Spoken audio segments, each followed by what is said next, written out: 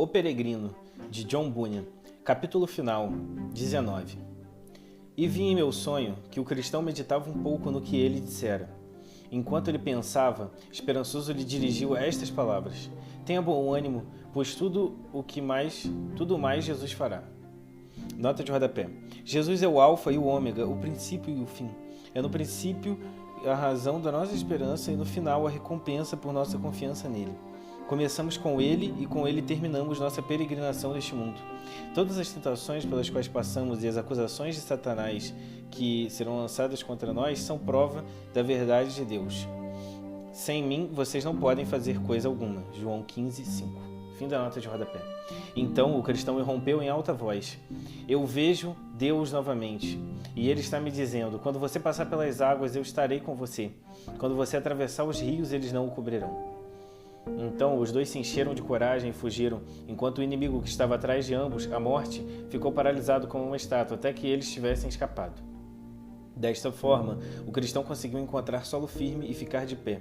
Assim continuaram pelo resto do caminho, sabendo que não mais seriam tragados pelo rio e por isso conseguiriam seguir em frente, para além do rio.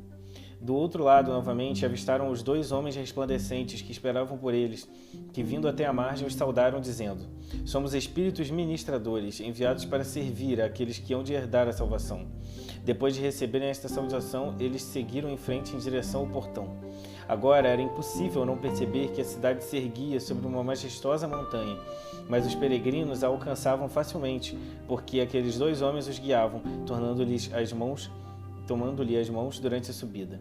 Parecia que, de alguma forma, suas vestimentas mortais haviam sido deixadas para trás no rio, pois haviam entrado na água com elas, mas agora pareciam ter saído sem elas.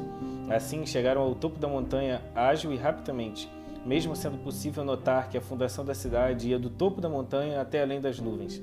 Eles seguiam conversando tranquilamente enquanto atravessavam as regiões da atmosfera, sentindo-se consolados porque haviam atravessado o rio, estavam em segurança e tinham os resplandecentes que os acompanhavam e os ajudavam.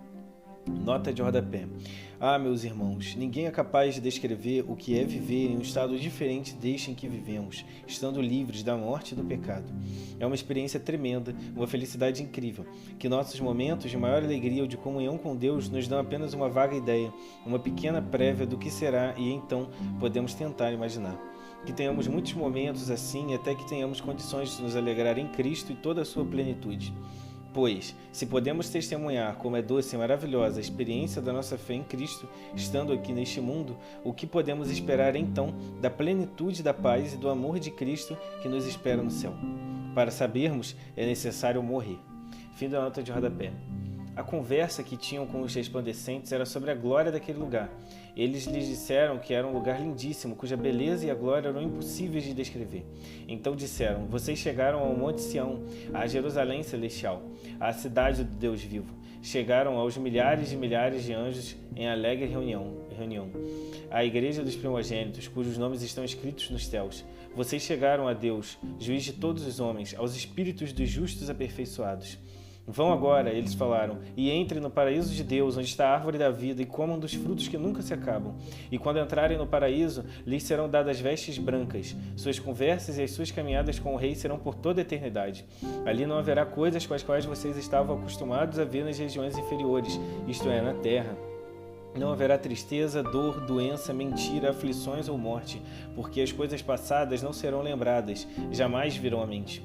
Vocês se encontrarão com Abraão, Isaque, Jacó e com todos os profetas, homens os quais Deus livrou do mal que estava por vir e que agora descansam em seus leitos porque andaram nos caminhos da justiça. Os peregrinos perguntaram aos resplandecentes: o que mais acontecerá neste santo lugar? E eles lhes responderam: vocês serão consolados e recompensados por todas as batalhas que lutaram e receberão alegria em troca de toda a tristeza que passaram. Também colherão o fruto daquilo que semearam, o fruto das suas orações, das suas lágrimas e de todo o sofrimento pelo qual já passaram em nome do Rei. Da mesma maneira, receberão coroas de ouro e desfrutarão da eterna presença daquele que é santo, pois o verão como ele é. Irão servi-lo continuamente com os seus louvores, vozes de júbilo e agradecimentos. adorar aquele a quem, enquanto estiveram no mundo, se esforçavam em servir, apesar das muitas dificuldades por causa do pecado que habitava em vocês. Também os seus olhos se deleitarão com a visão do seu rosto e os seus ouvidos em ouvir a doce voz do Altíssimo.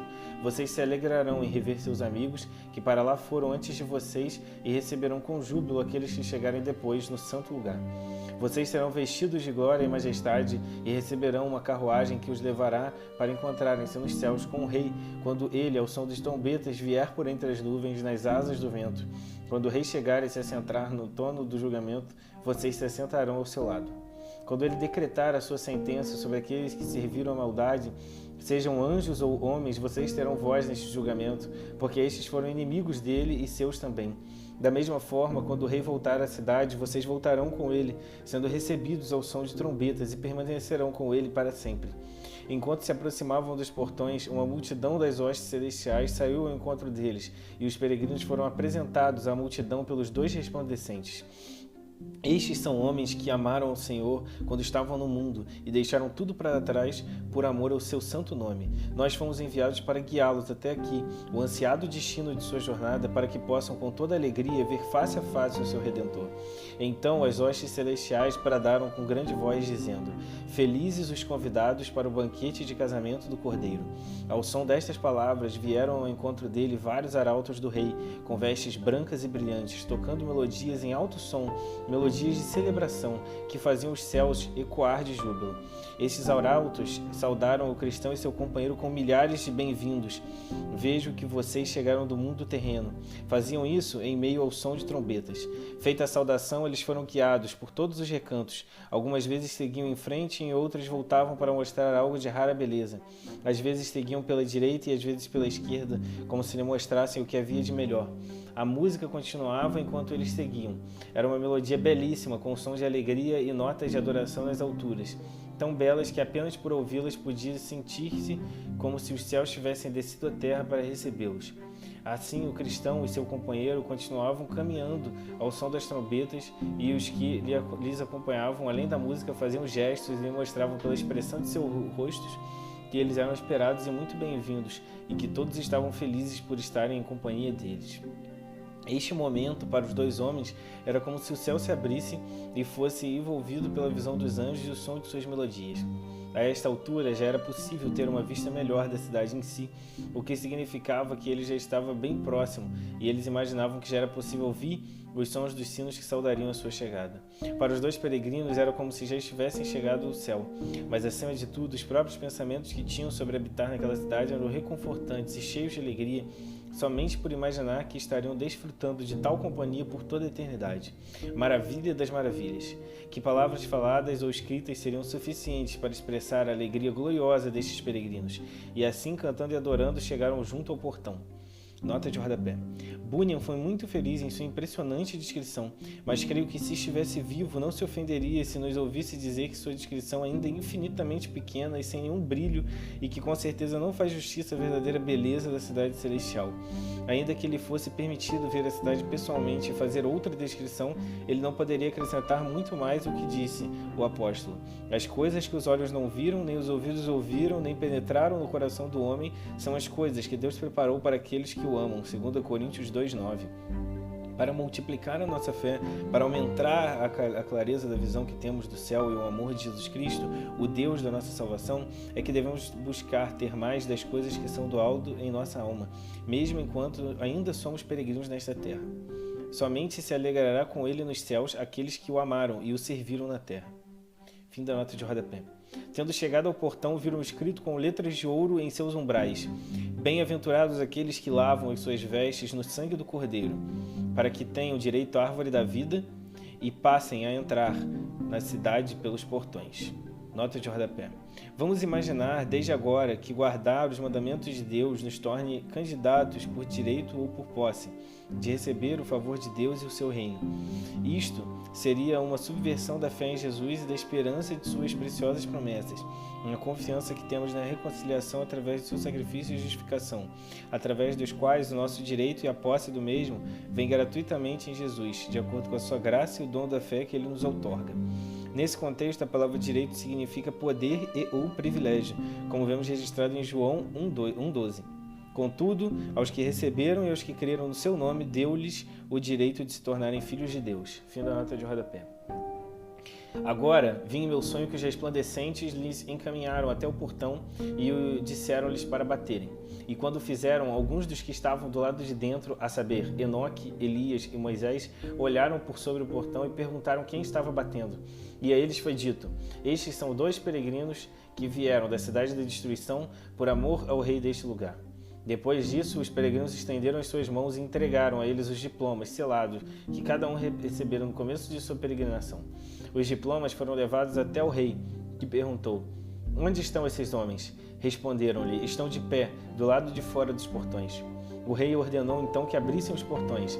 Abram as portas para que entre a nação justa, a nação que se mantém fiel. E eu vi em meu sonho que aqueles 2 homens seguiram até o portão e, de repente, à medida que entraram pelos portões, foram transfigurados. Tiveram suas roupas transformadas e elas começaram a brilhar como ouro. Também receberam coroas em suas cabeças e harpas em suas mãos. As harpas foram dadas para a adoração e as coroas em sinal de honra. Ouvi todos os sinos da cidade tocando em sinal de alegria, e era isto que a música deles dizia: venha e participe da alegria do seu Senhor. Também ouvi que os 2 homens cantavam com grande voz: ao que está sentado ao trono e ao Cordeiro, seja o louvor e a honra e a glória e o domínio pelo século dos séculos. Amém. Assim que os portões foram abertos para que lhes fosse permitido entrar, eu olhei para além e vi adiante deles a cidade que resplandecia como o sol, com ruas pavimentadas com ouro, por onde caminhavam muitas pessoas, e elas tinham coroas em suas cabeças, ramos verdes e harpas de ouro nas mãos, com as quais tocavam e cantavam louvores. E essas pessoas tinham asas e cantavam ininterruptamente, em resposta umas às outras, dizendo: Santo, Santo, Santo é o Senhor. Depois disso, os portões foram novamente fechados, e por tudo que já tinha visto neste sonho, desejei que eu mesmo estivesse junto com eles. Enquanto eu observava todas aquelas coisas, olhei para trás e vi Ignorância saindo do outro lado do rio, mas logo recuperou o tempo perdido e chegou com menor esforço do que os peregrinos, pois havia seguido até um lugar onde havia um barqueiro chamado Vã Esperança, que com seu barco ajudou-o a atravessar o rio, assim como já havia feito com muitos outros. Nota de rodapé.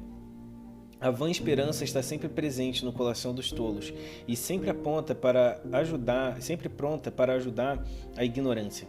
Os que a buscam sempre a encontrarão, pois se esteve com eles por toda a vida, não os abandonará justamente na hora de sua morte. Ignorância não teve nenhuma companhia para assisti-lo na hora de sua morte e também não sentiu medo, não teve nenhuma dúvida, nenhuma tristeza e nenhum pavor do inimigo que podia afogá-lo no rio. Estava feliz e tranquilo. Vã Esperança era quem conduzia o seu barco e ele, como se diz por aí, morreria feito um cordeirinho. Mas os cordeirinhos talvez não pudessem ver o que viria a seguir, que quando Vã Esperança chegou do outro lado do rio, já era possível ouvir o rugido dos leões.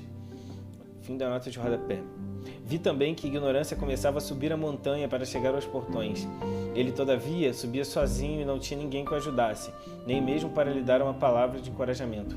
Quando ele chegou aos portões, viu o que estava escrito nos seus umbrais e logo em seguida começou a bater, supondo que rapidamente permitiriam a sua entrada.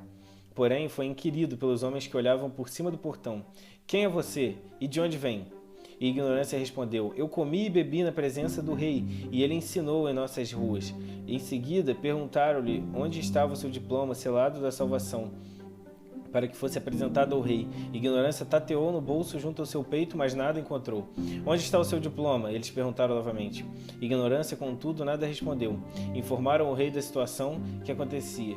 Ele, contudo, não desceu para encontrá-lo. Ao invés disso, enviou os mesmos 2 homens resplandecentes que conduziram um cristão esperançoso até a cidade para que o retirassem dali. Ordenou-lhes também que amarrassem os pés e as mãos de Ignorância e o expulsasse da cidade celestial. Os resplandecentes pegaram a Ignorância e o amarraram, levaram-no através dos ares até a porta que fica ao pé da montanha, a mesma que fora mostrada aos peregrinos pelos pastores, e o lançaram porta dentro. Foi nesse momento que compreendi que aquela porta era um caminho para o inferno. Do mesmo modo como havia um caminho desses da cidade da destruição, também poderia ser encontrado às portas do céu. Então eu acordei e vi que tudo havia sido um sonho. O Último Sermão de John Bunyan, pregado em 19 de agosto de 1688, 12 dias antes de sua morte. João 1,13. Os quais não nasceram do sangue, nem da vontade da carne, nem da vontade do varão, mas de Deus. As palavras têm uma relação de dependência com o que acontece previamente, e por isso eu preciso direcioná-los a elas, a fim de que haja a compreensão correta de tal acontecimento. E diz assim: veio para o que era seu e os seus não o receberam. Mas a todos quanto receberam, aos que creem no seu nome, deu-lhes o poder de se tornarem filhos de Deus, os quais não nasceram do sangue, nem da vontade da carne, nem da vontade do varão, mas de Deus. Nas palavras ditas anteriormente, temos duas coisas para ressaltar. Primeiro, alguns dos seus o rejeitaram quando ele ofereceu a si mesmo a eles. Segundo, outros que não eram seus o aceitaram e o receberam bem. Aqueles que o rejeitaram, ele também ignora, mas aqueles que o receberam, ele dá poder para se tornarem os filhos de Deus. Ora, todos devem ver isso com uma boa sorte e sucesso. Ele diz: não nasceram do sangue, nem da vontade da carne, nem da vontade do varão, mas de Deus. Eles que não o receberam são nascidos somente da carne e do sangue, mas aqueles que o receberam têm a Deus como Pai, recebem a doutrina de Cristo com um desejo ardente. Em primeiro lugar, eu vou mostrar-lhes o que ele quer dizer quando se refere ao sangue. Aqueles que acreditam que são nascidos assim como um herdeiro nasce para receber a sua herança, eles são nascidos de Deus. Não são nascidos da carne e nem da vontade do homem, são nascidos de Deus. Não do sangue, ou seja, não nasceram para o reino dos céus pela carne. Não é porque eu sou filho de um homem ou de uma mulher de Deus. É isso que se segue e que se entende por sangue. Atos 17, 26. Ele criou toda a população do mundo a partir de um só homem e espalhou as nações pela face da terra. Mas quando ele diz aqui não de sangue, ele rejeita todos os privilégios carnais que os homens ostentaram. Eles se orgulhavam porque eram a semente de Abraão. Não, diz ele, não é de sangue. Pense que não dizer que Abraão é seu pai. Pense para que não adianta você falar que é filho de Abraão. Você deve ser nascido de Deus, caso queira habitar o reino dos céus. Em segundo lugar, nem da vontade da carne. O que devemos aprender com isso? Isso é direcionado àquelas inclinações impetuosas que estão dentro do homem, a todos os tipos de depravação que satisfazem os desejos da carne, que não devem ser compreendidas aqui. O homem não é feito filho de Deus ao satisfazer os seus desejos carnais. Isso precisa ser entendido aqui no melhor sentido possível. Não há somente uma vontade de ser mal no homem carnal, mas há também a vontade de ser salvo, uma vontade de ir para o céu também. Mas isso não acontecerá. Só esta vontade não irá privilegiar um homem no que diz respeito às coisas do reino de Deus. Desejos naturais pelas coisas do outro mundo não são argumento para provar que um homem deve ir para o céu quando morrer. Eu não tenho vontade própria. Eu aborto isso. Mesmo assim, não há um pecado sequer que, uma vez ou outra, não o estimule a ter um desejo de ser salvo. Todo pecador pode ocasionalmente ter um desejo de ser salvo. Ele lerá uma vez ou outra, ou talvez orará, mas isso não acontecerá. Assim, pois, as bênçãos de Deus não são dadas só porque alguém decide recebê-las ou porque tenha feito muitas obras para as conseguir. Elas dependem de Deus, que tem misericórdia de quem quiser. Há vontade de receber e boas obras, mas ainda assim não há um propósito. Romanos 9,16. Israel, que seguiu a lei da retidão, não obteve a bênção. Romanos 9,30. Eu não compreendo. É como se um apóstolo tivesse renegado a um virtuoso curso de vida para estar em um caminho que levaria para o céu. Porém, um homem sem a graça de Deus, embora ele tenha dons naturais, ainda assim ele não obterá privilégio para ir para o céu e ser um filho de Deus. Embora um homem sem a graça, tenha o desejo de ser salvo, ele não pode tornar esse desejo na vontade de Deus. A natureza só é permitida saber das coisas da natureza. As coisas de Deus só são reveladas ao homem pelo Espírito de Deus. A menos que o Espírito de Deus habite em você, você será deixado do lado de fora dos portões do céu. Não pelo sangue, nem pela vontade da carne, nem pela vontade do homem, mas pela vontade de Deus. Pode ser que muitos tenham uma vontade, um desejo de que Ismael possa ser salvo. Saiba que isso não salvará o seu filho. Se fosse pela nossa vontade, eu desejaria que todos vocês fossem para o céu. Quantas pessoas há no mundo que oram pelos seus filhos e choram por eles e estão prontos para morrer por eles? Mas isso de nada adiantará. A vontade de Deus é soberana e plena em tudo. É somente através de Jesus Cristo, que é nascido não de carne, nem da vontade do homem, mas de Deus. Agora vou falar-lhes sobre a doutrina. Os homens que acreditam em Jesus Cristo, que verdadeiramente o receberam, eles são nascidos dele. ele não diz que eles podem nascer dele, mas sim que eles são de fato nascidos dele. Nascidos de Deus, em Deus e para as coisas de Deus. Antes o homem recebe a Deus para a salvação eterna. Se alguém não nascer de novo, não pode ver o reino de Deus. Com isso, a menos que esse alguém nasça de Deus, ele não pode ver o seu reino. Ele só pode ver o reino de Deus se ele for gerado por Deus. Ele não pode ver o Evangelho até que tenha alcançado um estado de regeneração. Acreditar é consequência do novo nascimento, não de sangue, nem da vontade do homem, mas de Deus. Primeiro, eu lhes darei uma clara descrição sobre isso através de uma ou duas comparações. Uma criança, antes de nascer e chegar a este mundo, fica na escura prisão do útero de sua mãe. O mesmo acontece com o Filho de Deus. Antes que ele nasça, uma segunda vez, ele fica na escura prisão do pecado. Não vê nada do reino de Deus. Por isso, é chamado de novo nascimento. A mesma alma tem amor por sua condição carnal e por nascer de novo. Contudo, assim como este processo é comparado com o nascimento, assemelhando-se a uma criança no útero de sua mãe, é também comparado a um homem tendo ressuscitado, sendo erguido para fora de sua sepultura. E nascer de novo é também ser erguido para fora da sepultura do pecado. Desperta, tu que dormes, e levanta-te dentre os mortos, e Cristo te iluminará. Sair da sepultura do pecado é ser gerado e nascido, Apocalipse 1:5. Há o famoso exemplo de Cristo. Ele é o primogênito dos mortos. Ele foi o primeiro que ressuscitou dos mortos, o qual a nossa geração aludiu. Isso é, se você nascer de novo, por buscar as coisas que são do alto, então há uma semelhança entre a ressurreição de Cristo e o novo nascimento. Que nasceu, que foi restaurado deste mundo escuro e trasladado para fora do reino das trevas desse mundo, para o reino de seu Filho querido, e nos deu uma nova vida. Isso é nascer de novo. E aquele que é libertado do útero de sua mãe, essa é a ajuda da mãe. Então aquele que é nascido de Deus é pelo Espírito de Deus. Eu devo dar a vocês algumas consequências de um novo nascimento. Primeiro de tudo, uma criança, todos sabemos, chora assim que chega ao mundo, pois se não houver nenhum barulho, dirão que ela está morta. Vocês que são nascidos de Deus e são cristãos, se vocês não chorarem, não clamarem, então não há nenhuma vida espiritual em vocês. Se você é nascido de Deus, então você tem que ser um chorão. Assim que ele erguer você para fora da escuridão, da prisão do pecado, você não pode fazer nada a não ser clamar a Deus. O que eu preciso fazer para ser salvo? Assim que Deus tocou o carcereiro, ele clamou: Senhores, que é necessário que eu faça para me salvar? Quantos mestres há em Londres que nunca oram? Cafeterias não deixarão você orar, os negócios não deixarão você orar, o espelho não deixará você orar, mas se você fosse nascido de Deus, você oraria. Em segundo lugar, para uma criança recém-nascida, chorar não é a única coisa natural. Ela também precisa de alimento. Ela não pode viver sem o leite do seio de sua mãe. Por isso, Pedro faz disso a verdadeira aprovação do bebê recém-nascido. O bebê recém-nascido deseja o leite genuíno da palavra, que fará com que ela cresça por meio dela.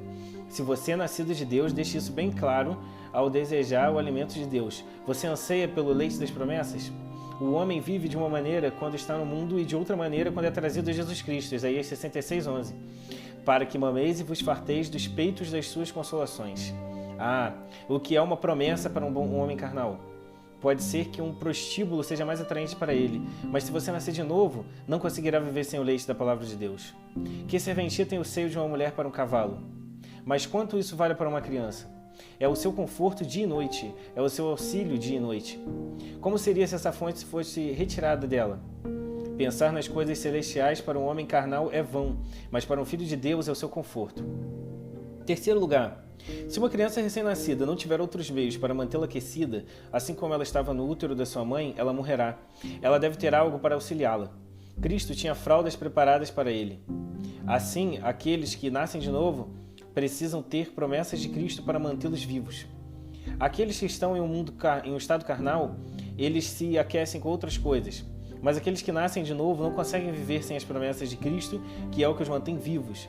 Assim como aconteceu com a pobre criança em Ezequiel 16:8. Eu cobri você com ouro adornado, e quando as mulheres estão com seus filhos, elas preparam coisas muito bonitas para eles. Sendo assim, Cristo prepara coisas muito mais bonitas para dar a todos aqueles que são nascidos outra vez. Cristo tem preparado mantas de ouro para todos aqueles que nascem de novo. As mulheres vestem seus filhos muito bem para que todos possam ver o quão belos eles são. Assim faz ele em Ezequiel 16:11. Também te ornei de enfeites, e te pus braceletes nas mãos e um colar ao pescoço, e te pus um pendente no nariz e arrecadas nas orelhas e uma linda coroa na cabeça. Ele diz no verso 13, e subiste até a realeza. Isso para demonstrar nada além da retidão de Cristo e a beleza do Espírito neste mundo, as quais um bebê não pode viver sem, a menos que eles tenham a dourada retidão de Cristo. Quarto lugar, a mãe, quando está com seu filho no colo, tem um grande prazer em poder proporcionar este conforto ao seu filho. O mesmo acontece com os filhos de Deus. Eles devem se manter de joelho. Isaías 66:11. Eles devem mamar e se fartar dos peitos das suas consolações. Verso 13. Como alguém que a sua mãe consola, assim eu vos consolarei. Há uma semelhança entre essas coisas que ninguém conhece, a não ser que nasça de novo. Quinto lugar, geralmente há alguma semelhança entre o pai e o seu filho. Pode ser que a criança se pareça com o pai. Portanto, aqueles que nascem de novo têm que ter uma nova semelhança. Eles têm a imagem de Jesus Cristo. Gálatas 4. Todo aquele que é nascido de Deus tem algum traço do céu sobre ele. Os homens amam quando seus filhos se parecem com eles. O mesmo acontece com Deus ao ficar muito satisfeito que seus filhos se pareçam com ele. Por isso eles são chamados filhos de Deus, mas os outros não se parecem com ele. Por isso são chamados de sodomitas. Cristo descreve os filhos do diabo pelos seus atos. Os filhos do diabo farão o trabalho dele. Todos os trabalhos de maldade são do diabo. Se você é mundano, você nasceu à imagem mundana. Se você é celestial, você nasceu à imagem celeste. Sexto lugar. Quando o homem tem um filho, ele o cria para que cresça de acordo com o seu gosto. Afinal, eles aprenderam os costumes da casa de seus pais. Assim são aqueles que são nascidos de Deus. Eles aprenderam os costumes da verdadeira igreja de Deus. Lá eles aprendem a clamar, meu Pai e meu Deus. Eles são criados na casa de Deus para que regulem as suas vidas neste mundo. Sétimo lugar. Aos filhos é natural que dependam de seus pais para tudo que precisem. Se eles quiserem um par de sapato, eles pedirão aos seus pais. Se quiserem pão, eles pedirão aos seus pais. Isso é o que os filhos de Deus devem fazer. Vocês querem pão espiritual? Vão, peçam isso a Deus. Vocês querem a força da graça? Peçam a Deus. Vocês querem força contra as tentações de Satanás? Peçam isso a Deus. Quando o diabo os tentar, corra para casa e conte ao seu Pai Celestial. Vai e faça as suas queixas a Deus. Isso é natural das crianças. Se alguém faz algo de errado com elas, elas vão e contam os seus pais. O mesmo fazem aqueles que são nascidos de Deus. Quando eles se deparam com a tentação, eles contam a Deus sobre elas. A aplicação. A primeira coisa a ser feita é uma cuidadosa averiguação se vocês são ou não nascidos de Deus. Examinem pelas coisas que eu lhes expliquei anteriormente, de um filho e um filho da graça. Vocês foram trazidos para fora da escura prisão deste mundo para Cristo. Vocês aprenderam a clamar, meu Pai. E vocês aprenderam a clamar meu Pai? Jeremias 3,4. E eu disse, Pai, me chamarás. Todos os filhos de Deus clamam. Vocês poderiam se calar antes de estarem com suas barrigas cheias do leite da palavra de Deus? Vocês poderiam ficar satisfeitos sem ter a paz de Deus? Orem, considerem isso e sejam sérios consigo mesmos. Se vocês não tiverem essas marcas, vocês se afastarão rapidamente do reino de Deus. Vocês nunca terão nenhum interesse lá. Lá não é uma imposição. Eles dirão, Senhor, Senhor, abre-nos a porta. Ele, porém, respondeu, em verdade vos digo, não vos conheço. Não são filhos de Deus, não têm direito à herança celestial. Nós, algumas vezes, damos alguma coisa para aqueles que não são nossos filhos, mas nunca a nossa terra. Não se auto-congratulem com a porção no meio de seus filhos, a menos que você viva como os filhos vivem. Quando nós vemos um filho do rei brincar com um mendigo, isso é inapropriado. Então, se vocês são filhos do rei, vivam como tais. Se você ressuscitou com Cristo, coloque suas afeições nas coisas de cima e não nas coisas de baixo. Quando vocês se reunirem, conversem sobre o que o Pai lhes prometeu. Vocês todos devem amar a vontade de seu Pai e ficar contentes e satisfeitos com as provas às quais vocês enfrentarão neste mundo. Se vocês são filhos de Deus, vivam juntos amorosamente. Se o mundo brigar com vocês, não tem problema, mas seria muito triste se você aceitasse brigar com o mundo. Se há contendas no meio de vocês, é um sinal que tem algo errado causando mal, pois isso não está de acordo com os ensinamentos que temos na palavra de Deus. Quando você vir uma alma que é a imagem de Deus, ame-a e diga, essa pessoa e eu vamos para o céu um dia. Sirvam um ao outro, faça o bem um ao outro. E se algo de errado fizerem um ao outro, ore para Deus que os conserte e ame na sua fraternidade. Por último, se vocês são filhos de Deus, aprendam essa lição. Estejam com a mente preparada, como filhos obedientes. Não se conformem com as concupiscências que antes tinham na sua ignorância. Mas como é santo aquele que lhes chamou, sejam vocês também santos em todo o seu procedimento, que possam olhar na face do Pai com conforto mais um dia.